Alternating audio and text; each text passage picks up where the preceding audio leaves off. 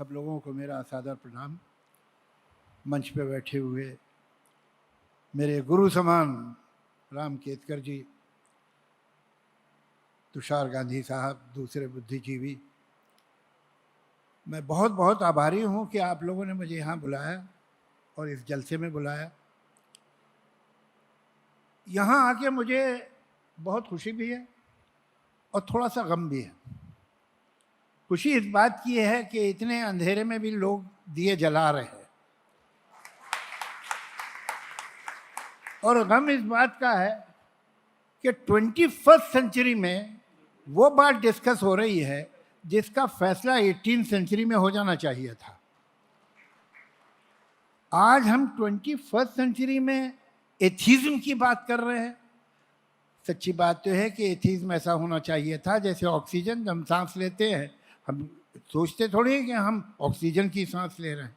Atheism हमारी ज़िंदगी का हिस्सा ऐसे ही होना चाहिए था, इसलिए कि जो कुछ हमारी नॉलेज हो गई, जो ज्ञान इंसान ने प्राप्त कर लिया, उसके होते हुए कोई धर्म रह जाए, बड़ी हैरत की बात है। क्या कि आज से 500 बरस पहले की बात है कि एक आदमी ने हिम्मत की कहने की, इसलिए कि धर्म तो ये मानते हैं, ख़ासतौर से एब्राहमिक जो रिलीजन्स हैं, जुडाइज्म, क्रिश्चियनिटी, इस्लाम, ये सारे के सारे एक 500-600 किलोमीटर में ही भगवान ने सारा ज्ञान दे दिया था। तो ये मानते हैं कि इंसान ऐसे पैदा हुआ, दुनिया ऐसे बनी, ये ऐसे हुआ, वो वैसे हुआ, सब पता।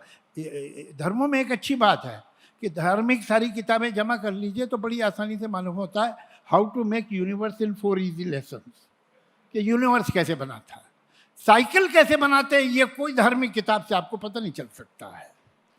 कोई भी सरदर्द की दवा नहीं मिल सकती आपको, बाकी जन्मों जन्मों का आपको सुख मिल जाएगा।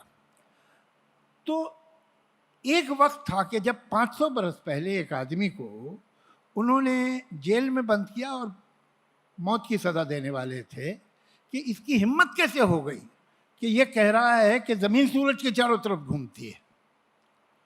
उसे मालूम नहीं कि इसी ज़मीन के लिए तो पूरी सृष्टि बनी है, ये सारी सृष्टि चारों तरफ है, बीच में हम हैं और हमको बनाया है खुदा ने, और हम हैं इस पूरी सृष्टि के राजा। और ये बोल रहा है कि हमारी धरती जिस पे हम हैं, हमारा हेड ऑफिस यहाँ है, वो घूम रहा है सूरज के चारों तरफ, और हमारी किताब में तो कुछ और लिखा है। उस बेचारे गलीलियो ने माफ़ी मांगी कि साहब मुझसे गलती हो गई, वो फैक्ट ये है कि सूरज ही घूमता है, तो उसकी जान बची। फिर कुछ दिनों बाद उसके ज़मीर ने उसे, उसकी आत्मा ने उसे झंझोड़ा, कहना नहीं भैया अब तुम मुझे मार डालो, कुछ करो, घूमती तो फिरती हुई है। तो ये भी हुआ बाद में। लेकिन वो लोग जो गलीलियो को मौत की सज़ा दे रहे थे वो पागल नहीं थे, वो जाहिल थे। जाहिल और पागल में डिफरेंस है। वही उनका ज्ञान था, वही उनका विश्वास था, वही उनकी आस्था थी। उनके ज्ञान और उनकी आस्था में कोई गैप नहीं था, यही वो जानते थे, यही वो मानते थे। मगर आज से 100 साल बाद या 500 साल बाद या 200 साल बाद जब 6ठी क्लास में टीचर बच्चों को पढ़ा रही होगी हमारे ज़माने के बारे में, 20th सेंचुरी के बारे में, 21st सेंचुरी के बारे में, तो बच्चे हंसते हंसते गिर पड़ेंगे कुर्सी से, और टीचर कहेगी बेटा मजाक मत समझो, ये सवाल आ सकता है 20th सेंचुरी पे या 21st सेंचुरी पे, सीरियसली सुनो। ये पहली दफ़ा हुआ है 20th सेंचुरी में और 21st सेंचुरी में कि आपका अपना माना हुआ ज्ञान, जिसे आप खुद मानते, और आपकी आस्था एक दूसरे के खिलाफ। आप मानते हैं कि सूरज के चारों तरफ धरती घूम रही है, और आप फिर भी उसी किताब को पढ़ते हैं जिस किताब की वजह से इस आदमी को फांसी होने वाली थी, गलीलियो को। ये क्या है? ये कभी नहीं हुआ था पहले, ये 20th सेंचुरी में शुरू हुआ है और ये आज भी चल रहा है कि आपका ज्ञान और आपकी आस्था एक दूसरे के दुश्मन है, और दोनों आप ही के अंदर है। ये एक साइकोलॉजिकल बीमारी है, इसका नाम है स्किज़ोफ्रेनिया। लेकिन दुनिया में इतने बीमार हैं कि जो हेल्दी है वो पागल लगता है। हम पागल हैं इसलिए कि हमारी आस्था और हमारे ज्ञान में डिफरेंस नहीं है, तो हम पागल हैं। और जिनकी आस्था और ज्ञान में एक काटा छानी आपस में ही है वो ठीक है। अब कहा यह जाता है कि भाई अगर किसी को उससे शांति मिलती है, उससे सुख मिलता है, उसके अंदर चैन पैदा हो जाता है, तो तुम्हें क्या तकलीफ? मुझे कोई तकलीफ नहीं, मगर फिर मुझे बराबर का अधिकार चाहिए। इलॉन मस्क दुनिया का सबसे अमीर आदमी है। मैं अगर ये मानने लगूं कि वो मेरा कजन है तो मुझे बहुत शांति मिलेगी। आपको कोई इतराज तो नहीं है, मगर आप मुझे पागल कहेंगे जबकि मुझे शांति मिल रही है। शांति आपको अगर गलत बात से मिल रही है तो वो अच्छी बात नहीं है। कह सकते हैं, बहस के खातिर मैं मानता नहीं हूं कि भाई एक आदमी है वो घर में पूजा पाठ करता है या नमाज पढ़ता है या जो भी करता है, नमाज अगर पढ़ता है तो साथ में लाउड स्पीकर नहीं यूज करता तो वो भी प्रॉब्लम नहीं क्रिएट कर रहा, तो आपको क्या है भाई, रहने दीजिए। और उसे ठीक ठाक आदमी है, बाहर अच्छा काम धंधा सब सही कर रहा है और उससे उसे चैन है, चलो मान लेता हूं। एक सर्वे किया गया था अमेरिका में कि सबसे ज्यादा उम्र किसकी लंबी होती है, तो वो आदमी जो एक बोतल शराब पीता है पूरी, या वो जो नाप के 2 पैक पीता है, या बिल्कुल नहीं पीता।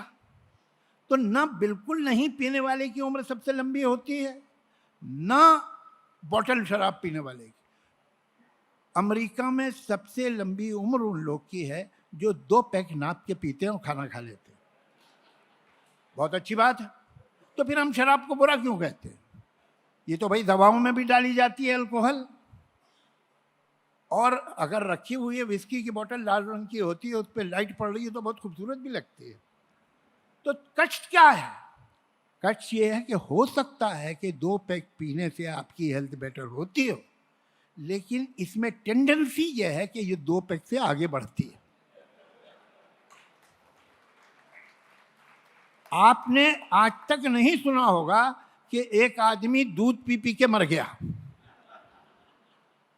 दूध की लत नहीं लगेगी उसे, दारू की लगेगी।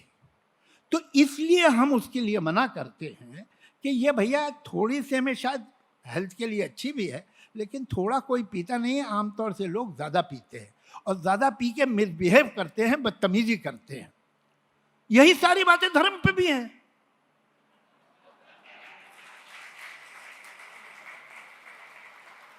हो सकता है 2 पैक धर्म अच्छा होता हो, मैं तो वो भी नहीं मानता, लेकिन चलो मान लेता हूं बहस के लिए। मगर 2 पैक धर्म पीता कौन है? ये तो बढ़ जाता है और फिर मिसबिहेव करते हैं लोग और उल्टी सीधी बात करते हैं। किस्सा कभी कभी कोई कहता है, अरे भाई देखो, एक बड़ी लॉजिक देते हैं लोग कि आप मानते हैं ईश्वर को, भगवान को, और नहीं मानते हैं। अगर आप नहीं मानते हैं और आप मरे उसके बाद मालूम है वो तो है, तो आप तो प्रॉब्लम में पड़ जाएंगे। आप मानते हैं मर गए, नहीं है तो नहीं है, आप तो खत्म हो गए। ये इससे ज्यादा गलत लॉजिक नहीं है। या तो ये कि इन्होंने ये तय कर लिया कि आदमी मरने से 1 सेकंड पहले डिसीजन लेगा कि है कि नहीं है, लेकिन अगर उसने शुरू से लिया हुआ है तो वो सारी जिंदगी किस तरह से गुजार रहा है, मान के गुजार रहा है कि न मान के गुजार रहा है, उसका हर काम, उसकी हर बात, उसकी सोच, उसका विचार, उसके संस्कार इस लाइट में होंगे कि कोई खुदा है कि नहीं है। ऐसा थोड़ी है कि रख लिया जेब में पड़ा है काम आएगा, नहीं हुआ तो कोई बात नहीं फेंक देंगे, ऐसा नहीं है।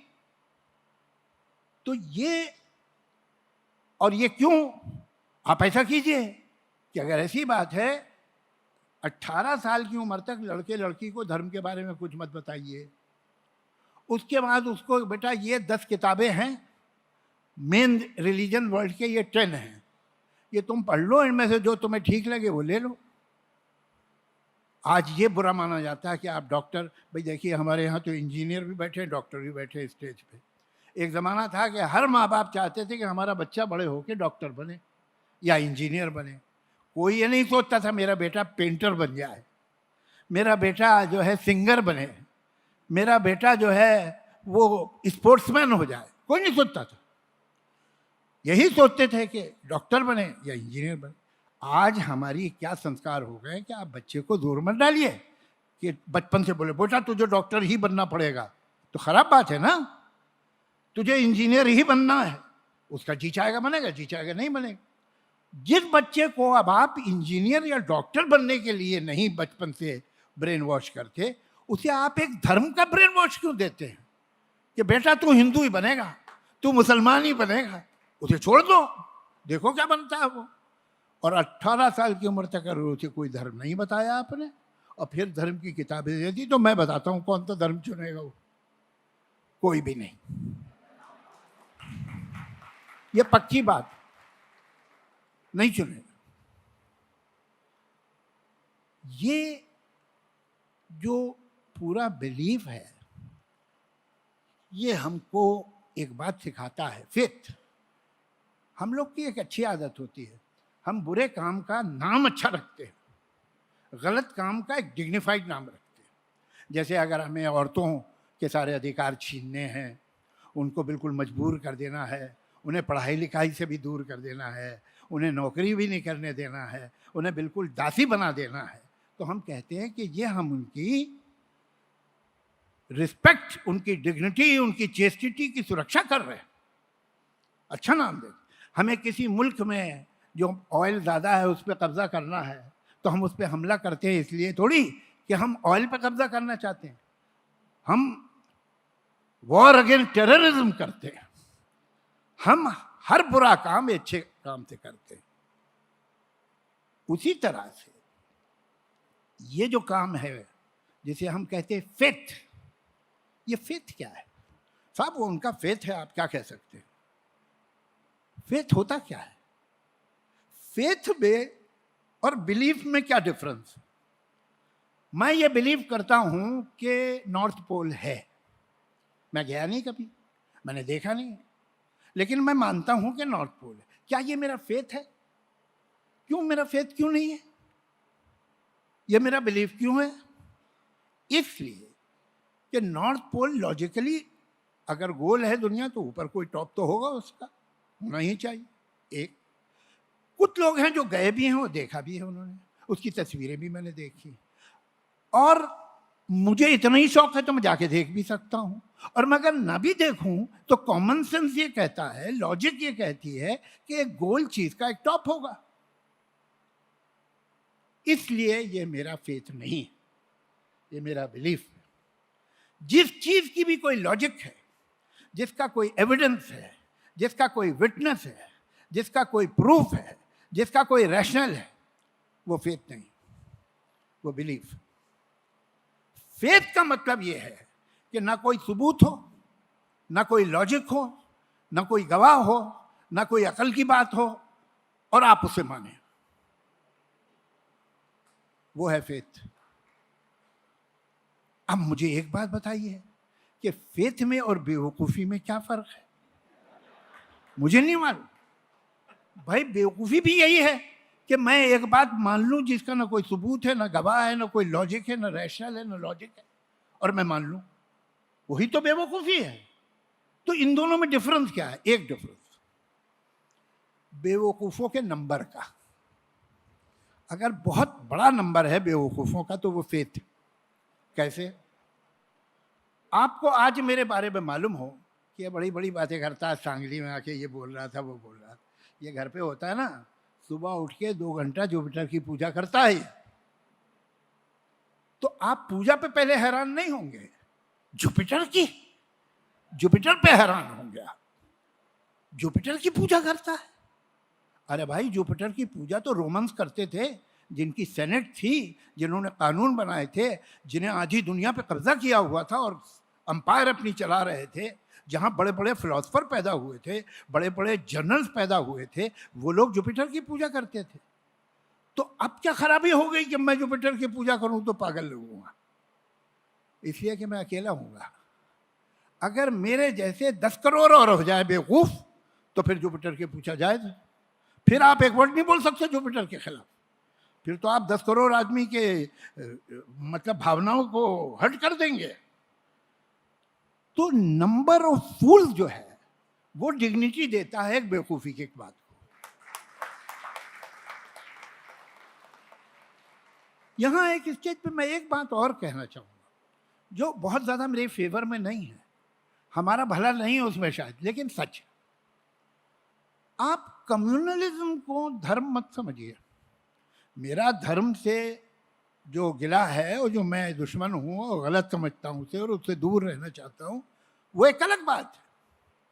लेकिन कम्युनलिज्म जो है उसका ऑल्टरनेटिव सेकुलरिज्म है और धर्म का ऑल्टरनेटिव है एथीज्म।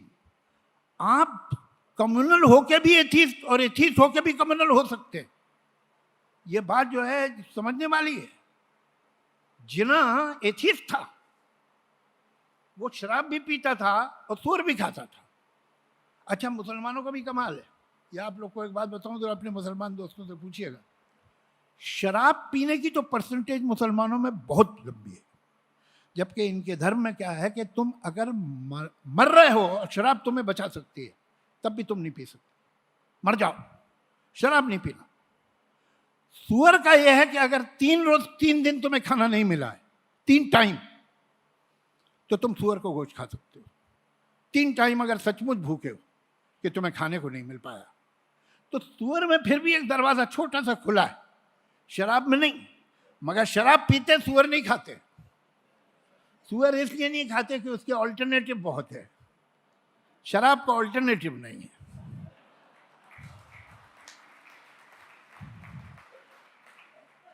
तो है क्या कि आप सेकुलर होके भी कम्युनल हो सकते हो, सॉरी एथीस्ट हो। जिना वाज अ टोटल एथीस्ट। मैं नाम नहीं लेना चाहूंगा वरना फिर हंगामा होगा। इवन हिंदू राइट विंग में 2-3 बहुत बड़े कम्युनल लीडर्स हुए हैं जिन्होंने पब्लिकली कहा, जिन्होंने खुद लिखा है और कहा कि हम एथीस्ट हैं। एथीस्ट होने के बावजूद भी आप कम्युनल हो सकते हैं। हालांकि रिलीजियस अगर आप बहुत हैं और फिर भी सेकुलर है, मुश्किल काम है। जैसे कि गांधी जी थे। Gandhi ji was a religious person but he was a secular person. Maulana Azad was a religious person to an extent that he had translated Quran in Urdu, मगर ही वॉज अ सेकुलर पर्सन। ये एक रेयर लोग हैं, वरना ज़्यादातर चांस ये है कि अगर आप ज़्यादा रिलीजियस हुए तो किसी चोर दरवाजे से कम्युनलिज्म भी अंदर आ जाएगी। ये वो लोग हैं जिन्होंने उसको नहीं आने दिया अपने अंदर, धर्म को रखा, इसे निकाल दिया। बहुत मुश्किल है और रेयर है। मैं राय नहीं दूंगा कि इस चक्कर में पड़े आप। लेकिन ये हो सकता है कि आप सेकुलर हैं, एथीस्ट हैं, सेकुलर नहीं एथीस्ट हैं और आप कम्युनल, ये पॉसिबल। इसलिए कि धर्म एक चीज है, कम्युनिटी दूसरी चीज। ये एक पॉलिटिकल सोशल आइडेंटिटी है। आप इसके शेविनिस्ट हैं, आप इसके आगे किसी को कुछ नहीं समझते। इसका जो तौर तरीका है, इसका जो कल्चर है, इसकी जो भाषा है, ये सबसे अच्छी है। इसके जीने का तरीका सबसे अच्छा है। हिस्ट्री में इसने ही सब नेक काम किए हैं, बाकी सब बुरे थे। ऐसा हो सकता है। बिना धर्म को माने भी आप कम्युनल हो सकते हैं। ये बात मुझे सूट नहीं कर रही है, इसलिए कि मैं तो धर्म पे जो इल्जाम लग सके लगाना चाहूंगा, लेकिन सच्ची बात ये है। तो हमें ये नहीं समझना चाहिए कि ये जो आज कम्युनल है लोग, ये बड़े धार्मिक हैं। नहीं, जरूरी नहीं। हो सकता है कि इनका फुट सोल्जर बहुत धार्मिक हो। किस्सा क्या है कि जब आपको ट्रेन किया जाता है कि ये बात तुम्हें माननी है बिना किसी लॉजिक के, बिना किसी आर्ग्यूमेंट के, बिना किसी सबूत के, तो ये एक अंधविश्वास। अच्छा, ये एक होता है ब्लाइंड फेथ। ब्लाइंड फेथ दुनिया में कोई चीज नहीं, फेथ ब्लाइंड है। तो ब्लाइंड फेथ कहने का कोई मतलब ही नहीं है। फेथ का मतलब ब्लाइंड। तो उसका फेथ है, वो जो सड़क पे है आदमी, जो झंडा लेके चिल्लाता हुआ सड़क पे निकले, वो बेचारा सचमुच उसका फेथ। लोगों को ये मालूम है कि यहां पर अगर हम डोर डालेंगे और कांटा इसके जाएगा, वो जगह जहां स्पॉट है इसका फेथ का, तो हम इसे खींच सकते हैं। इसलिए वो वहां तो ये सवाल ही नहीं करता है। तो आम आदमी के फेथ का एक कोल्ड ब्लडेड सेकुलर लीडर फायदा उठाता है, जिसका कोई स्क्रूपल नहीं है, जिसमें कोई ईमानदारी नहीं है, फेयरनेस नहीं है। Jinnah is the ideal example of this. जो आम आदमी सड़क पे खड़े होकर नारा लगा रहा है, वो सचमुच मानता है शायद धर्म को। ये जानता है कि इस बेवकूफ को मैंने धर्म की अगर डोज दी तो ये फिर मेरे पीछे पीछे आएगा और मैं इसे जैसे चाहूं इस्तेमाल कर लूंगा। लीडर बड़ा कोल्ड ब्लडेड और होशियार होता है। कोई आदमी जो वाकई बहुत ज्यादा धार्मिक हो तो इतना बेवकूफ है, बड़ा लीडर बन ही नहीं सकता। बड़ा लीडर बनने के लिए चाहिए कि आप सेकुलर हो और आपके अंदर कोई संस्कार ना हो ईमानदारी के, और बेईमानी से आप बेचारे वो लोग जो सचमुच धर्म को मानते हैं उन्हें यूज करें। ये जरूरी है। हमारे यहाँ ये बहुत कंफ्यूजन चल रहा है कि हम इसे मिक्स करते हैं। नहीं, धर्म एक इलॉजिकल बात है, कम्युनलिज्म एक मीननेस है। ये दो अलग अलग चीजें हैं। ये मिक्स की जाती है और ये सूट करता है उस कम्युनलिस्ट को, अपॉर्चुनिस्ट को, कि उसमें धर्म डाल दे। वो यूज कर रहा है धर्म को। ये धर्म नहीं है, ये इसका पॉलिटिकल यूज है जो गलत है। धर्म गलत है वो एक अलग कहानी, अलग किस्सा है। मुझे तो समझ में नहीं आता है कि आप किसी एक ऐसे आदमी से कैसे बिजनेस कर सकते हैं जो आपको कभी पेमेंट करता ही नहीं हो, हमेशा पोस्ट डेटेड चेक देता रहे, जो आप कैश नहीं करा सकते अपनी जिंदगी में। आप उसके साथ धंधा करेंगे? पोस्ट डेटेड चेक देता है धर्म। अगर आपको सूट करता है आप करते रहिए धंधा, ये बिजनेस करिए। आपका पार्टनर है आपका धर्म, वो आपको देता है कि अच्छा तुमने ये किया मेरे लिए या दुनिया के लिए, तो ऐसा करो कि अभी तुम जब मर जाओगे तो हम तुम्हें स्वर्ग में जाओगे, तुमने बड़े अच्छे काम, वहां हम तुम्हें ये देंगे, यहां तुम्हें वो मिलेगा। अरे भाई यहां किया मैंने, यहां दे दो। पेमेंट यहां नहीं है किसी भी धर्म का। उन्होंने उसके लिए अलग स्वर्ग और नरक, अगर यहां कर सकते होते स्वर्ग और नरक बनाते काहे को? इसको देखो, इसने तुम्हारे साथ जो बहुत बुरा किया ना, इसी में नरक में जाएगा ये। नरक में, अरे यहीं दे दो ना सदा, तुम तो ओमनीपोटेंट हो। ये कमाल है। और हम पोस्ट डेटेड चेक सारी जिंदगी लेते रहते हैं और खुश हैं, और जिनमें से एक भी कैश नहीं होता, मगर आप खुश हैं। खुश रहिए, हमको क्या, हमको पोस्ट डेटेड चेक नहीं लेना। एक उसकी बिना मर्जी के पत्ता नहीं हिलता, वो टोटल कंट्रोल में है। ये जो आप आसमान देख रहे हैं ना, ये ग्राउंड फ्लोर है, इसके ऊपर 7 फ्लोर्स और हैं। 7th फ्लोर पे जो पेंट हाउस है उसमें गॉड रहता है, और वो हर चीज आपकी और मेरी देख रहा है। जो भी हमने किया उसे पता है, और वो सब नोट कर रहा है अकॉर्डिंग टू इब्राहिमिक रिलीजन्स। फिर जब आप मरते हैं तो एक दिन वो आपको सामने खड़ा करेगा और पूछेगा तुमने ये किया था, अच्छा, और तुमने वो किया था, तो इधर भेजो इसे, उधर भेजो, उस पर भी कुछ मेरे प्रॉब्लम है मैं बताऊंगा।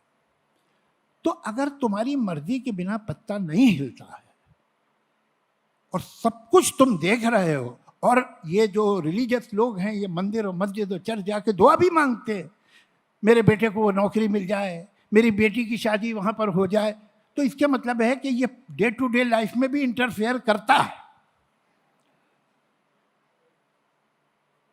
तो फिर ये जो दुनिया में इतना अन्याय है, दुनिया में इतनी भूख है, इतनी बीमारी है, इतनी मजबूरी है, इतने बलात्कार हैं, इतने हत्याएं हैं, ये इसके सामने हो रहे हैं, और ये चाहे तो रोक सकता है, लेकिन ये होने देता है। और ये मुझसे पूछेगा, इसकी मजाल होगी कि मुझसे पूछेगा कि तुमने क्या किया दुनिया में। मैं पूछूंगा अगर ये निकला कि भाई तुमने क्या किया था। ये सुनामी में जो छोटे छोटे बच्चे मर गए, बुढ़े बुढ़िया मर गए, उन्हें तुम बचा सकते थे? ये बच्चे को जब डिप्थेरिया होता है 6 महीने के बच्चे को, तो नीला पड़ जाता है, सांस की नाली बंद होती है, जाली आ जाती है उसमें, और वो घुट के नीला होके मरता है। तुम देख रहे थे ये हजारों लाखों बच्चे डिप्थेरिया से मरते हैं, तुम उनकी गले की जाली हटा नहीं सकते थे? तुम्हें शर्म नहीं आती है? अगर तुम हो, मैं तो फॉर गॉड सेक दुआ करता हूं कि गॉड ना हो, वरना बेचारा बहुत शर्मिंदा होगा। ये क्या बात है, हम कैसे मानते हैं, किस तरह जी रहे? आप बैठे हुए हैं एक जगह, एक तो सजदा करते हैं नमाज में, ये उस जमाने की चीज है जब जमीन फ्लैट थी। केतकर साहब, सजदा अगर यूं जा रहा है तो जमीन तो गोल है।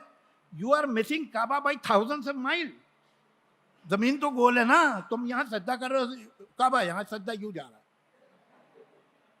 ये फ्लैट ग्राउंड पे ठीक था, जब तक जमीन फ्लैट थी तब तक सजदा सही था। अब गलत है, जमीन गोल है, उधर है सऊदी अरब, तुम्हारा इधर निकल गया, तुम बैठे पूजा कर रहे होते हो। इतनी छोटी सी एक चमची होती है जिससे घी आपको आग में डालना पड़ता है। यूनिवर्स देखा है कितना बड़ा है? जो नियरेस्ट स्टार है, नियरेस्ट आपके दरवाजे के ऊपर, उसका नाम है अल्फा सेंचुरी। वहां तक अगर आप पहुंचे, 1,82,000 माइल पर सेकंड आप चले, और बीच में कहीं चाय वाय पीने न रुक जाएं, तो आप 4 साल में पहुंचेंगे। ये तो नेक्स्ट डोर नेबर है। इतना बड़ा विस्तार इस कायनात का, इस सृष्टि का, कहां तक फैला है। उसमें एक डस्ट के जर्रे के बराबर भी नहीं है अर्थ, डस्ट के जर्रे के बराबर भी नहीं। उसमें आप कितने बड़े हैं, और वो चमची जिससे आप घी डाल रहे हैं वो कितनी बड़ी है। और आप इसे डाल के समझ रहे हैं कि अब पूरी सृष्टि चेंज होने वाली है आपके लिए। यार कुछ तो सोचो। मुझे जब इन्होंने इंटरव्यू किया था रिचर्ड डॉकिंस ने, तो पहला सवाल उन्होंने क्यों कहा था कि why are you an atheist? मैंने कहा because I think, that's all.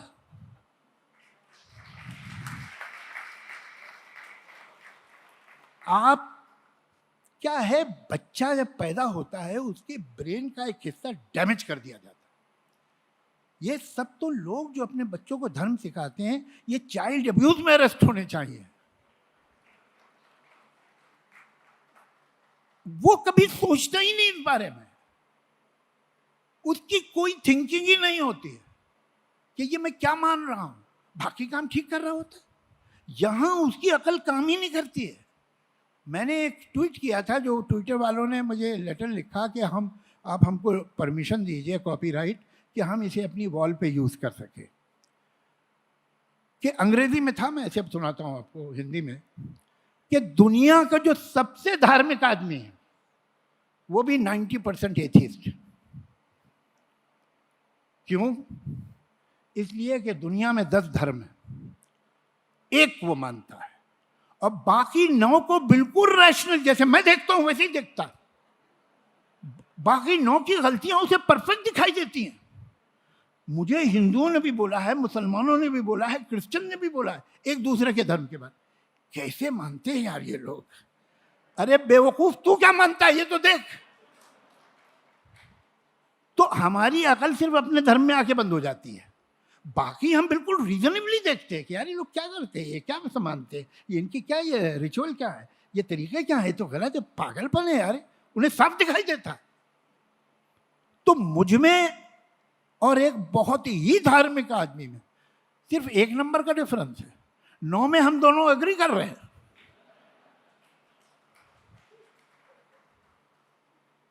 अब होता यह है कि आप देख रहे हैं कि वो तो एक कोल्ड ब्लडेड लोग बैठ के उसको दुनिया में कैसे मैनिपुलेट करते हैं। उन लोगों को जो मासूमियत में या गलती से धर्म को मान रहे हैं।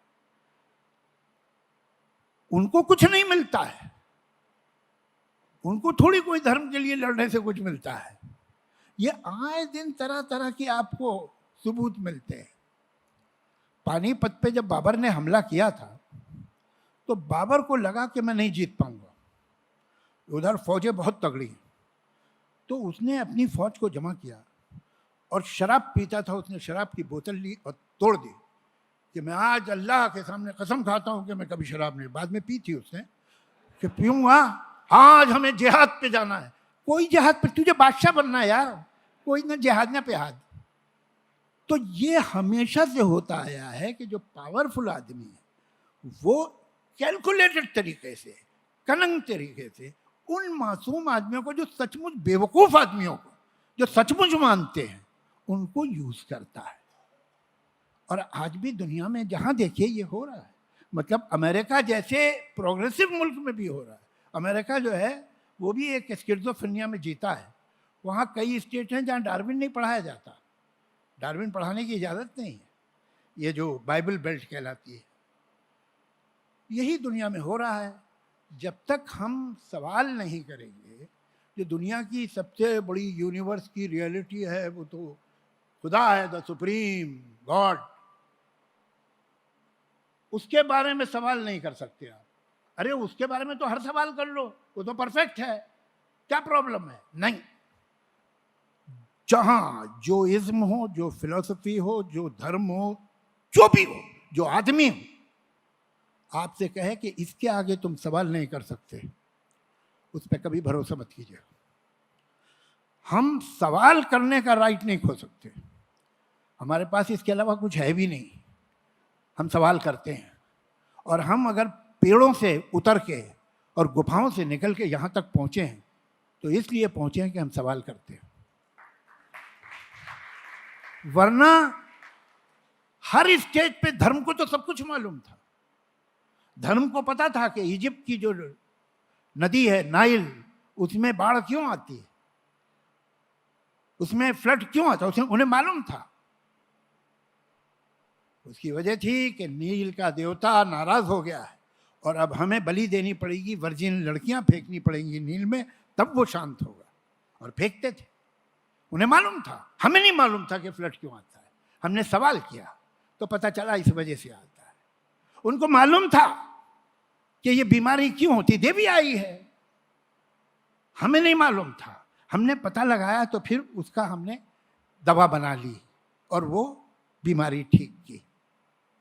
जो कुछ दुनिया में हुआ है, जो कुछ, हद तो यह है कि रेलवे इंजन,